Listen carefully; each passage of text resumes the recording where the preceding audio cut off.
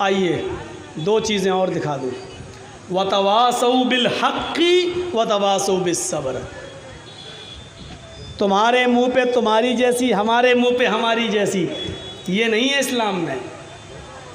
इस्लाम के अंदर दो टूक सही सही है, डंके की चोट पे बोलो। गलत को गलत कहो, डंके की चोट पे कहो। है गलत तो गलत, ऐसा भी कर लो वैसा भी, तुम्हारे मुंह पे तुम्हारी जैसी, हमारे मुंह पे हमारी जैसी नहीं।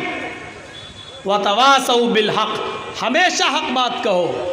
और सबसे बड़ा जिहाद तो अल्लाह के नबी ने यही बताया है, अफजलुल जिहादी कलिमतुल हक़। हक बात बोलना सबसे बड़ा जिहाद है, और सबसे बड़ा जिहाद बादशाह के सामने हक बात कहना। दुनिया में ऐसे बहुत से लोग गुजरे हैं, तवाफ़ कर रहे हैं। हज़रत अब्दुल्ला इब्ने उमर, सालिम इब्ने अब्दुल्ला इब्ने उमर, हज़रत अब्दुल्ला के बेटे, यानी उमर फ़ारूक के बेटे अब्दुल्ला और अब्दुल्ला के बेटे सालिम। तो सालिम इब्ने अब्दुल्ला इब्ने उमर खाने काबा का तवाफ़ कर रहे हैं, उमर फ़ारूक के पोते, और उनके जिस्म पर जो एहराम है उसमें जोड़ ही जोड़ लगे हुए हैं, पैबंद ही पैबंद लगे हुए हैं। और उस ज़माने का खलीफा, उस ज़माने का मक्के का गवर्नर, मक्के का ज़िम्मेदार हिशाम इब्ने अब्दुल मलिक, हिशाम इब्ने अब्दुल मलिक जब देखता है तो पूछता है लोगों से, ये कौन आदमी है जिसके पैबंद लगे हुए हैं? लोगों ने बताया ये हज़रत उमर फ़ारूक के पोते हैं, हज़रत सालिम। इतना बड़ा अमीरुल मोमिनीन का पोता और इतना करीब। तवाफ़ के दौरान हिशाम इब्ने अब्दुल मलिक ने अब्दुल्ला इब्ने सालिम इब्ने अब्दुल्ला से कहा, सालिम क्या तुम उमर फ़ारूक के पोते हो? उन्होंने कहा जी। मुझे जानते हो? कहा नहीं। कहा मैं हिशाम इब्ने अब्दुल मलिक हूँ, इस इलाके का ज़िम्मेदार। मैं चाहता हूँ कि मैं तुम्हारी कुछ मदद करूँ, तुम्हारी हालत मुझे देख के तरस आ गया है। इतनी बड़ी ज़मीन का मालिक हज़रत उमर, 22 लाख मुरब्बा मील पर हुकूमत करने वाली शख्सियत, और उसका पोता अब्दुल्ला, उसका पोता सालिम, ये हाल है कि उसको एक एहराम में भी 20-20, 22-22 जोड़ लगे हुए हैं, पहनने के लिए एहराम भी नहीं। तुम जल्दी से तवाफ़ करो, जल्दी से नमाज़ पढ़ो और मेरे साथ चलो, मैं तुम्हें कुछ देता हूँ बैतुल माल से।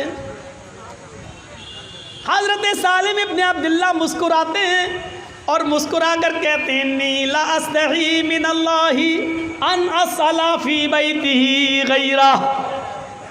हिशाम, मैं इस वक्त खाने काबा में हूँ, अल्लाह के घर में हूँ, और अल्लाह के घर में होते हुए मुझे अल्लाह से शर्म आती है कि उसके घर में होते हुए मैं किसी गैर के सामने अपना दामन फैलाऊं, मैं किसी से भीख मांगूं, मुझे शर्म आती है अल्लाह से। अरे क्या जवाब दिया, मुझे शर्म आती है, अल्लाह के घर में हूँ, अल्लाह से शर्म आती है कि उसके घर में होते हुए किसी गैर से मांगूं। नहीं, हिशाम की बड़ी।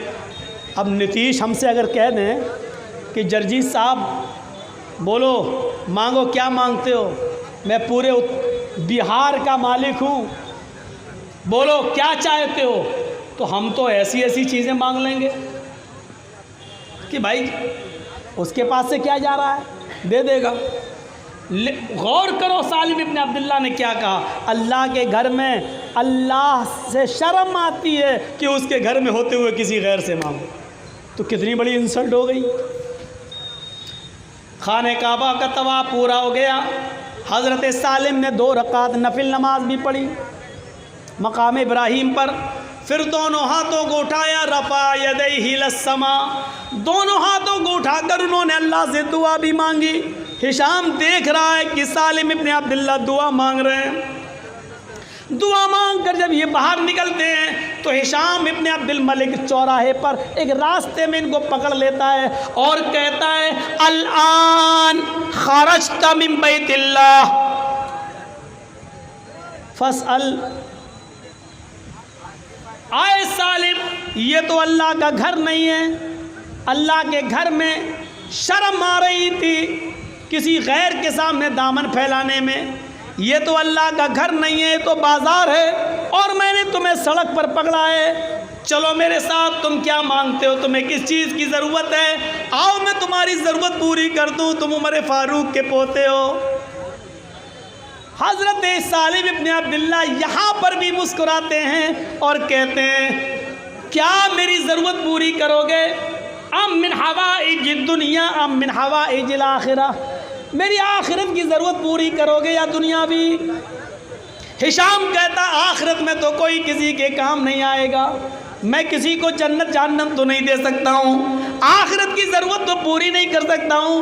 मैं मक्के का गवर्नर हूँ, मैं मक्के का मालिक हूँ, मैं मक्के का जिम्मेदार हूँ, इसलिए मैं तुम्हें कुछ देना चाहता हूँ। मैं तुम्हारी दुनियावी ज़रूरत पूरी कर सकता हूँ, सोना दे सकता हूँ, चांदी दे सकता हूँ, कपड़ा दे सकता हूँ, गल्ला दे सकता हूँ, अनाज दे सकता हूँ। तुम्हें दुनियावी ज़रूरत मैं तुम्हारी पूरी करने के लिए तैयार हूँ। बताओ तुम्हें किस चीज़ की ज़रूरत है?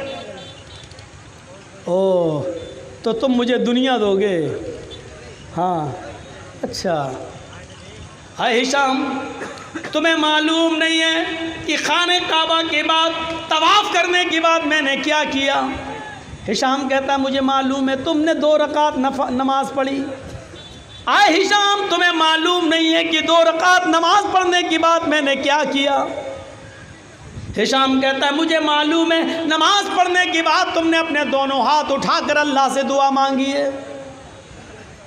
आए हिशाम, इतना तुम्हें मालूम है, लेकिन ये नहीं मालूम है कि मैंने हाथ उठाकर अपने रब से क्या मांगा है। और सुनो, बड़ी इबरतनाक वाक़या है बड़ा।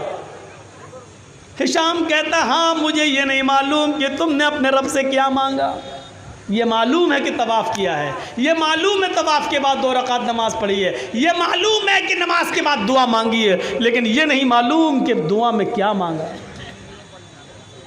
हाय हिशाम, मैं ये बताना भी नहीं चाहता कि मैंने अपने रब से क्या मांगा, ये मैं जानता हूँ और मेरा रब जानता है, लेकिन इतना बता देता हूँ, तुम मुझसे बार बार कह रहे हो कि मुझसे सोना मांगो, चांदी मांगो, कपड़ा मांगो, अनाज मांगो, गल्ला मांगो, दुनिया मांगो।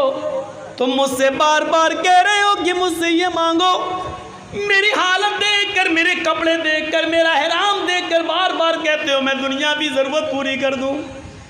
आए हिशाम, मैंने अपने रब से क्या मांगा ये तो मैं तुझे नहीं बताऊंगा, लेकिन तू बार बार दुनिया मांगने का सवाल कर रहा है, तो मैं इतना बता दूं कि जब मैंने अपने रब के सामने हाथ फैलाए और दोनों हाथ फैलाकर जब अपने रब से दुआ मांग रहा था, तो माँ साल तो दुनिया मयम लिखुहा फ़कैफ़ा सलुहा मल्ला यम लिखुहा। तो जब मैं अपने हाथ फैलाकर अल्लाह से दुआ मांग रहा था, तो दुनिया तो मैंने उससे भी नहीं मांगी। माँ साल तो दुनिया मयम लिखुहा, सोना तो मैंने उससे भी नहीं मांगा, चांदी तो मैंने उससे भी नहीं मांगी, दौलत तो मैंने उससे भी नहीं मांगी, गल्ला और अनाज तो मैंने उससे भी नहीं मांगा। जो दुनिया का मालिक है, ये दुनिया तो बार बार मुझसे कह रहा मांगो, अरे दुनिया तो मैंने उससे भी नहीं मांगी जो दुनिया का मालिक है। फ़कैफ़ा सलुहा मल्ला यमलिकुहा, तो मैं उससे दुनिया कैसे मांगू जो आज मरा और कल ये दुनिया दूसरे के हाथ में चली जाएगी। तू इसका मालिक नहीं है, खाली हाथ आया था और खाली हाथ जाएगा। जब दुनिया का कुछ हिस्सा है ही नहीं तेरा, तो मैं तुझसे क्या मांगू। चल, नहीं मांगता, मुझे मेरे हाल पे छोड़ दे। गौर कीजिए, ऐसे लोग गुजरे इस दुनिया में, हक बात बड़े बड़े लोगों के सामने कह दिया करते थे। अल्लाह के नबी ने भी तो यही कहा था,